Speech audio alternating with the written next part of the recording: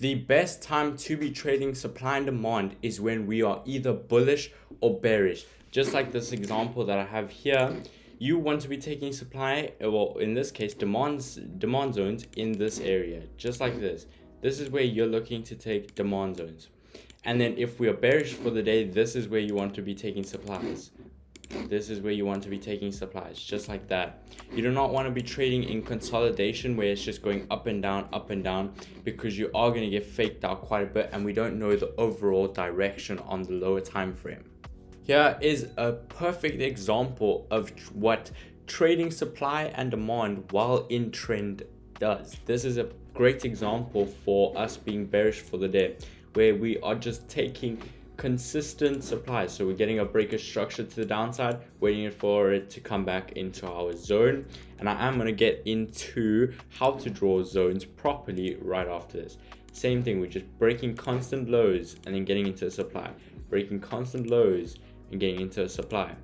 There are many different types of ways to trade supply and demand, but I'm going to go over the exact ways I trade supply and demand. The way I trade supply and demand is I'm looking at swings, and in those swings, I'm identifying where there is a few momentum candles. So just like this example here, we had 1, 2, and then we had a third momentum candle down here. So making this valid. And then with those momentum candles, we left gaps. So we left a gap there and there. So when I draw my zones, I look where those red momentum candles are, and then the candle right before that has to be green. Then I draw, or in my case it's blue, then I draw my zone right over that candle, and then we have that little gap. This gap means that the market has to eventually come back for that gap, and we're looking for a rejection out of that gap and that zone. So this is exactly how I draw it, and this is what I'm looking for each and every single day. Here is just another example of it. So we had a swing right here, then we broke this low right over here, and then we left behind a gap, which you can see right there. We had 2 momentum candles. Those momentum candles left a gap. That was the big gap. And then I can even hit replay just to make this a little bit more clear. You can see that we pushed down, we broke this low, we closed below the low, we're starting to push up, and we had that big gap there that needs to be filled. So we wait for it to come and fill that gap, give us a nice rejection, usually like that, and then we getting in at break of the candle. But I'm going to go over entries a little bit later in the video. So this is exactly what I'm looking for each and every single time. There was another example. Here you go. Here was the other example where we broke this low right there to fill in this gap. The gap was very, very small on this setup, but there is still a gap there, right there to there. And if you do not know how to identify high and low probability supply and demand, I do have a video, and I will put it up on screen now for you guys to go and watch that. And then we wait for rejections from the zone and we get in. So this is what we're looking for. We're looking for high probability supply and demands from swings. There is going to be a lot of cases where you are going to have multiple high probability demands or supplies, just like in this case with gold. But as you can see, gold broke through every single high probability demand. There was another demand down here, but this one was a low probability demand. And as you can see, there's going to be a lot of times where there's going to be 1, 2, 3, maybe even 4 demand setups, and you are trying to look for the lowest one. Just like in this case, we came all the way down, we broke through these 2, and we tapped into the lowest one. This is the one where you want to be looking, because sometimes like this middle one here could give you an entry, but then it could just be a fake out for it to come all the way down to this one. So most of the time you do want to just be taking the supply or demand that is the lowest one inside of a range. So we have our bullish range here. This is our bullish range right over here. As you can see, we're extremely bullish. We're breaking multiple highs. We're breaking a high here, breaking a high right there, we're breaking a high up there, and then we broke this major swing high up there. So we bring consistent highs, and that just shows us that we are now bullish and we are looking for demand. There are many different ways to get in at a supply or demand, but I get in at break of candle, and here's a perfect example. So we have a demand, I would have gotten in at break of the candle, at the first break of candle after the zone has been tapped. That's when I get in at. So just like this, I'm getting in as soon as we break this candle right there. As soon as we break that one, I'm getting in. But even before this one, let's hit replay. Let's go hit replay. At this moment in time, before the next candle, I would have been there. That would have been my entry. If this next candle right here, the next 5 minutes, had to have pushed all the way up and broken this candle, then I'm getting in there. So it's just at break a candle. But then this candle didn't make it all the way up, so I'm getting in at breaker this candle now. So that would have been my entry, and that's just how you trade it. Simple as that.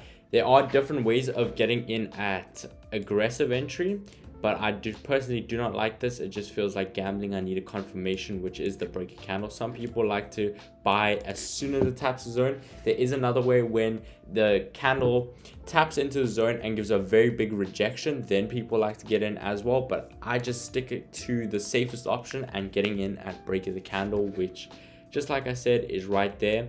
And then the stop loss placement, we place it, well, the way I trade it, I place it right underneath the candle that tapped. The lowest candle that tapped into the zone, I'm putting my stop loss below that.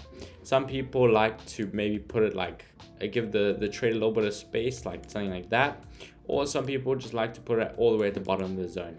If I do get in aggressive though, I am putting my stop loss at the end of the zone. Right at the end of the zone, I'm putting my stop loss. So let's say I got an aggressive and I bought as soon as it tapped, I'm putting my stop loss underneath the zone just like that.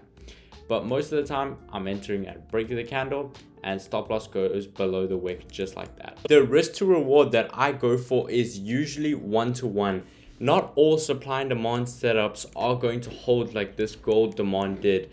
Most of them are just going to give you a 1-to-1 or a little bit over 1. Sometimes I do tend to hold just for a 1-to-1.5.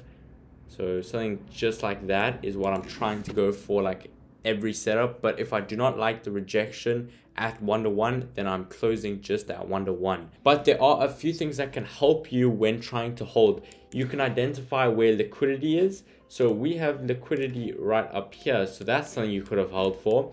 And if you just go to the left a little bit, you can see that we have very big gaps here that need to be filled. So you could have also used this as confluence to hold all the way up there, because we know that the market has to fill in gaps. So why not hold when we have a good demand zone to those gaps? So in this case, you could have held for the liquidity at a 1-to-3, or you could have hold all the way up to this top gap up there for a 1-to-5.5. Not all supply and demand setups are going to go for this, and I'm going to go over just a quick example of where it only goes for a 1-to-1 or 1-to-1.5 and reverses. Here is just a quick example. We have a demand. This is not the greatest demand. It is quite high up, but it is still valid. And I got in at break of the candle. It stops below the wick. So with this setup, I was trying to hold until these highs up here because we had liquidity sitting up top here, and it just made a lot of sense to hold up to here. So I did try and hold up to there, but as you can see, this setup only went for a 1-to-1.5 and then ended up reversing. So with a lot of setups, this could end up happening, so you do have to be careful. 1-to-1 is always going to get hit though. Not with every single setup, but most of the time 1-to-1 is always going to get hit. That's why you should maybe take some profits at 1-to-1 and then leave like a runner and just figure out something along those lines. On the lower time frame, you are able to take counter trend setups, but I do not advise them, just because for the simple fact that they do not hold very long. You will most likely only get a 1-to-1 and it won't really go further. I took this setup on Thursday. This was last week, and I did want to try and hold for a little bit longer than 1-to-1, but I ended up only closing at 1-to-1. I wanted to come and fill this big gap in here, so I had my TP, something like that. And as you can see, this setup only hit 1-to-1, so I had to end up closing somewhere around there. And I closed a little bit lower than 1-to-1, but as you can see, this setup just managed to scrape 1-to-1. And this is a counter trend setup where we taking a buy when the overall trend, as you can see, ignore these lines here. As you can see, we are bearish. Go to the 15-minute, you can see we are bearish. So this was a counter trend demand, but it was short lived. So counter trend setups, you are able to take them. Just be careful and be aware that you might not be able to hold very long. The only indicator I have on is the 200 EMA besides for the sessions indicator. So the only thing I look at is the 200 EMA. I prefer to only take setups if we are below or above the 200 EMA. So if we're taking a demand, I want us to be below the 200 EMA, just like this setup that is playing out right now. But today is a bank holiday, so I'm not taking this. So just like this setup, I need the 200 here to be underneath it, and then with a supply, it needs to be above the supply. So that's what I'm looking for, because the 200 EMA usually shows us the direction of the trend. Another thing you want to be careful with when entering at break a candle on a supply or demand is just to make sure that the candle that is giving break a candle isn't huge. Like on this US30 demand, you can see how big this candle is. Where your stop loss is, that is huge. That is what? That's 41 pips. Just knowing that, you should know that that is a very, very big stop loss. You don't want stop losses to be this big, because most of the time they aren't going to win, they're going to end up losing. So avoid setups where we get a good rejection from a zone, but it's just too big. The momentum is too big. It usually means that the next few candles are going to go in the opposite direction and the setup's just going to lose. This happens a lot. I see it very, very often. So be careful when you see just one big candle, one huge candle pushing out of a zone. Don't get in at break candle on that, because most of the time they are going to lose. I'm just going to do a breakdown of everything I do when I get to the charts in the morning or the afternoon. So the first thing I look at is what London did. I look at London's highs and lows. So right here looks like London's high, and that was on Sunday. So this was London's high, and then this was London's low. So I keep that in mind. And then when it gets to New York session, I'm trying to look for supply and demands, just like this really good one here. This one is valid, just like all the rules that I've gone through. It has a very big gap. So we've got to get, the gap is from there to there. That got filled with these candles. And then right at the zone, we had a really good rejection. And on this setup, you would have gotten in, depends where what broke candle first. I'm not too sure because I wasn't by the chart. So that looks like that would have been an entry. You would have had stops below. This is kind of a big stop loss, but it does look like it ended up hitting. And then I'm looking for a 1-to-1, or maybe a little bit over 1-to-1. And then more reasons why this is valid. We had a major breaker structure. And I'm sure if we go to the 15-minute, yeah, we go to the 15-minute. Actually, there's not really any gaps. Yeah, there's not really any gaps on this particular setup. I guess we've got a gap up top here that needs to be filled up there with a very nice supply. But it does look like we are getting a reversal on this type of day. And this is just a basic setup that I'm taking each and every day. This is how I draw it up. I draw the zones up like this each and every single day. And this is just what I'm looking for.